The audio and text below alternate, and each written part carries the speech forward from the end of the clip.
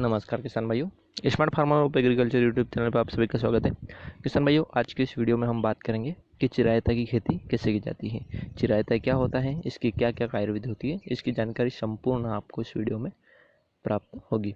तो किसान भाइयों, वीडियो शुरू करने से पहले आप सभी से रिक्वेस्ट है कि यदि वीडियो अच्छा लगे तो प्लीज़ इसको लाइक करें, कमेंट करें और भी किसान भाइयों जानकारी पहुँचाने के लिए इसे ज़्यादा से ज़्यादा शेयर करें और सब्सक्राइब करके बेल आइकन को प्रेस कर दें ताकि आने वाले नोटिफिकेशन की जानकारी आपको हमेशा प्राप्त होती रहे।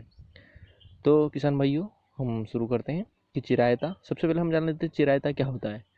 चिरायता चिरायता किसान भाइयों एक औषधीय फसल होती है जिसका उपयोग औषधि बनाने के लिए किया जाता है, यानी जो दवाइयाँ बनाने में काम आती हैं। किसान भाइयों, चिरायता बहुत हाई डिमांड फसल होती है, यानी कि इसकी कम एरियो में इसकी फसल बोई जाने के कारण इसकी डिमांड ज़्यादा होती है और ये आपको काफ़ी मुनाफा देने वाली फसल होती है। चिरायता एक ऐसी फसल है किसान भाइयों जो कि आप एक बीघा में लगभग आप 1 लाख रुपए भी कमा सकते हैं। चिरायता से आप 1 बीघा में 1 लाख रुपए कमा सकते हैं आराम से। तो चिरायता एक अच्छी फसल है, ज़्यादा मुनाफा देने वाली है और साथ ही यह कम बजट वाली भी फसल होती है।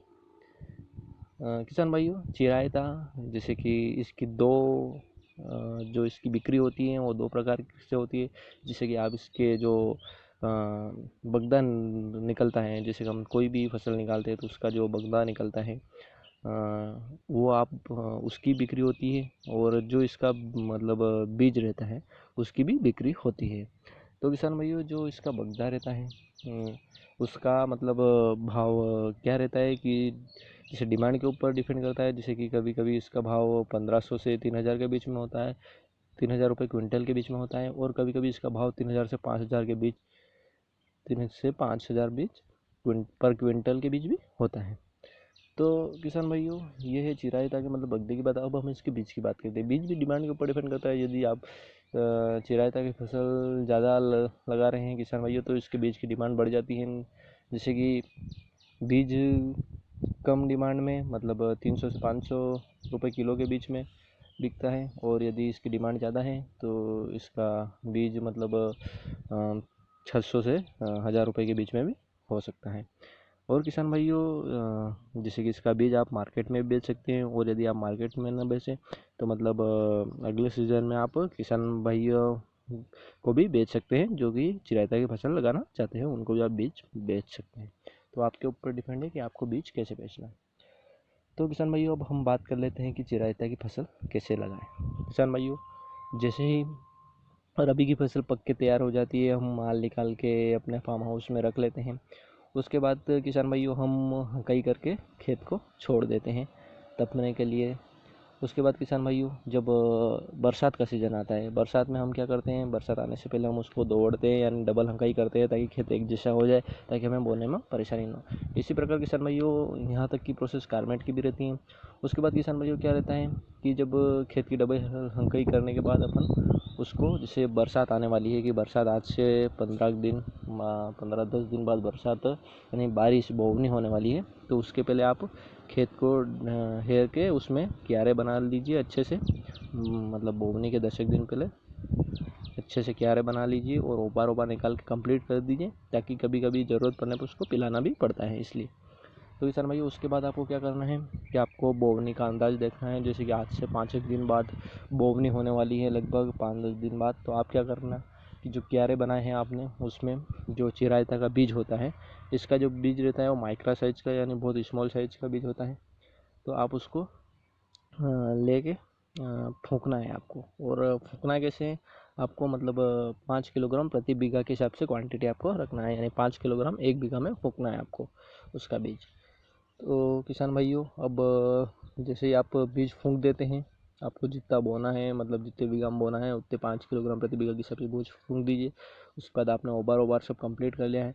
उसके बाद किसान भाइयों, आपको क्या करना है कि उसमें खाद डालना है। अब खाद कौन सा डाल रहे हैं आप किसान भाइयों, आप उसमें पहले से यदि आपने देसी खाद डाल रखा है तो कोई बहुत अच्छी बात है। और उसके बाद यदि किसान भाइयों आपको उसमें DAP और साथ में पोटास और साथ में सुपर सिंगल सुपर फास्फेट जो राकोडिया के नाम से जाना जाता है। अब किसान भाइयों, इनकी क्वांटिटी क्या रखनी है आपको, तो इसकी क्वांटिटी आपको किसान भाइयों 30 किलोग्राम प्रति बीघा के हिसाब से रखनी है, यानी 30 किलोग्राम प्रति बीघा DAP, 30 किलोग्राम प्रति बीघा पोटास और 30 किलोग्राम प्रति बीघा सिंगल सुपर फास्फेट। ये क्वांटिटी आपको प्रति बीघा के हिसाब से रखनी है। अब किसान भाइयों खाद वाद सब डालने के बाद कंप्लीट हो जाता है। उसके बाद जब बोवनी हो जाती है, बारिश हो जाती है, फिर थोड़े दिन बाद फसल उगने लग जाती हैं। फसल उग जाती हैं, थोड़ी सी वो हल्की सी बड़ी हो जाती है।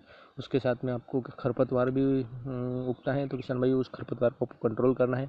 उसमें आपको दवाई या स्प्रे नहीं करनी है। कंट्रोल करने के लिए उसके आप निंदाई खुदाई कराए, अच्छे से निंदाई खुदाई कराए, ताकि आपकी फसल की ग्रोथ शुरू से ही अच्छी रहे।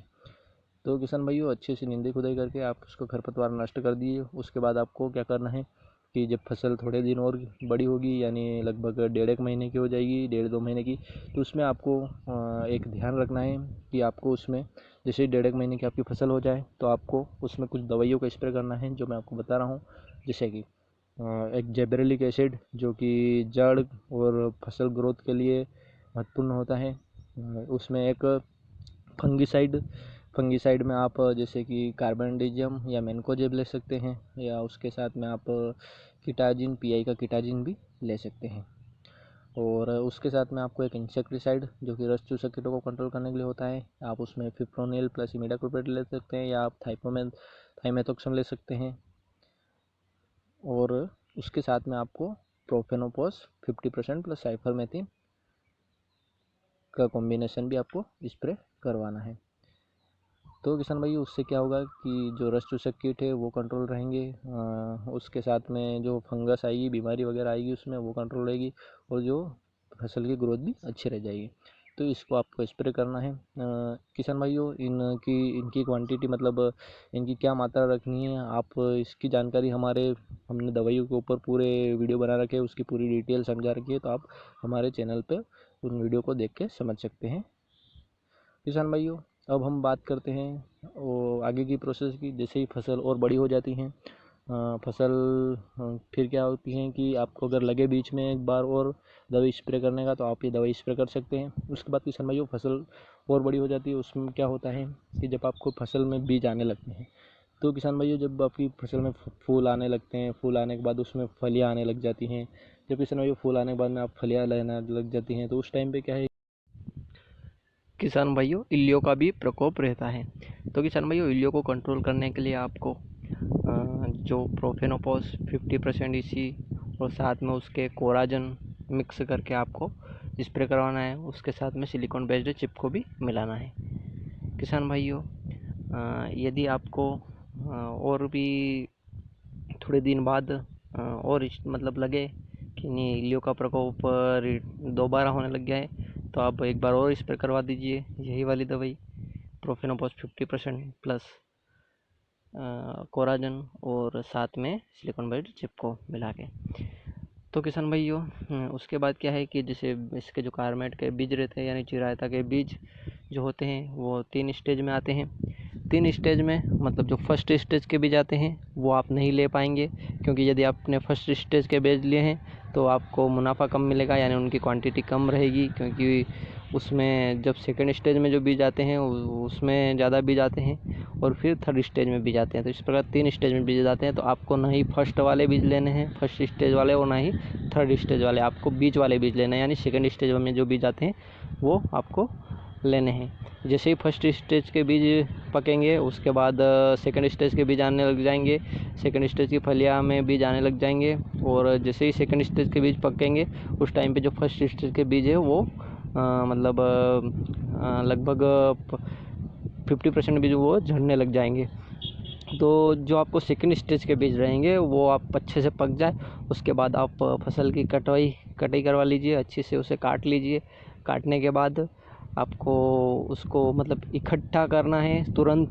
काटने के बाद उसको तुरंत इकट्ठा कैसे करना है, आपको बहुत लंबा चौड़ा खेत में बिस्तर बिछाना है, लंबी चौड़ी पाल बिछानी है, उस पर आपको चौड़ा चौड़ा इकट्ठा करना है, क्योंकि उसको आपको सुखाना पड़ेगा। क्योंकि आप उसको डायरेक्ट खेत में नीचे इकट्ठा नहीं कर सकते, क्योंकि यदि आप डायरेक्ट खेत में नीचे इकट्ठे करते हैं तो उसके धूप की वजह से उसकी जो फलियाँ रहती हैं वो फटाफट टूटती हैं, जिसकी वजह से आपके बीज का नुकसान हो जाएगा, बहुत सारे बीज आपके नीचे झड़ जाएंगे। इसलिए कार्मेट का हमेशा एक ध्यान रखें, चिरायता का एक हमेशा ध्यान रखें कि उसको आपको पल पे ही मतलब जो पल्ली रहती है, लंबी चौड़ी पाल रहती है, उस पर ही आपको उसको इकट्ठा करना है, उस पर ही चौड़ा करके आपको सुखाना है। उसको चौड़ा चौड़ा कर दीजिए, और यदि आपको बिस्तर कम पड़े उस पर तो आप उसे पलटी देते रहे और सुखाते रहे। जब उस टाइम पे आप एक बरसाती भी साथ में रखें, कभी पानी का प्रकोप भी रहता है, किसी टाइम अचानक पानी आ जाता है, तो सुरक्षा के लिए आप बरसाती भी साथ में रखें। जब किसान भाइयों उसके बाद जब चिरायता अच्छे से सूख जाता है, चिरायता को सूखने के बाद आपको क्या करना है कि मशीन बुला के उसको निकलवा लेना है। मशीन से आपका जो बगदा रहेगा वो अलग निकल जाएगा, और जो बीज रहेगा वो अलग निकल जाएगा। बीज उसका बिल्कुल साफ नहीं निकलता है, बीज में भी जो बगदा रहेगा वो आएगा, साथ में फलियाँ भी आएगी उसमें साथ में। तो आपको जो बीज जो रहते हैं फलियों के साथ में, जो बगदा वाले बीज वगैरह, उनको आप मतलब 6-7 दिन तक अच्छे से धूप में सुखाएं। उनको अच्छे से धूप में सुखाने के बाद में उनकी जो बची कुची फलियाँ रहेगी, उसमें जितनी भी फलियाँ बचती हैं वो सब टूट जाएंगी, बीज अलग निकल जाएगा।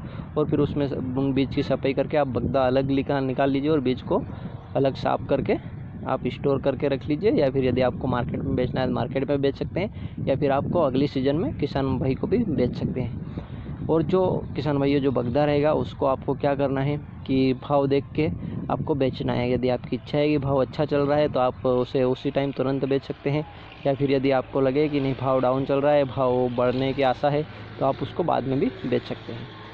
किसान भाइयों, यहाँ तक थी चिरायता की संपूर्ण जानकारी।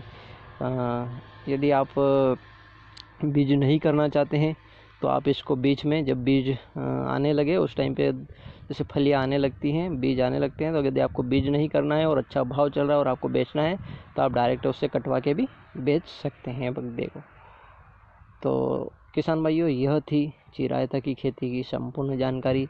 यदि आपको ये वीडियो पसंद आया हो तो प्लीज़ इसको ज़्यादा से ज़्यादा लाइक करें, कमेंट करें, और भी ज़्यादा किसान भाइयों को जानकारी पहुंचाने के लिए इसे बहुत अधिक शेयर करें। और यदि आप चैनल पर नए हैं तो सब्सक्राइब करके बेल आइकन को प्रेस कर दें, ताकि आने वाले नए वीडियो के नोटिफिकेशन आपको हमेशा मिलते रहें और आप हमारे चैनल पर हमेशा बने रहें। थैंक यू किसान भाइयों।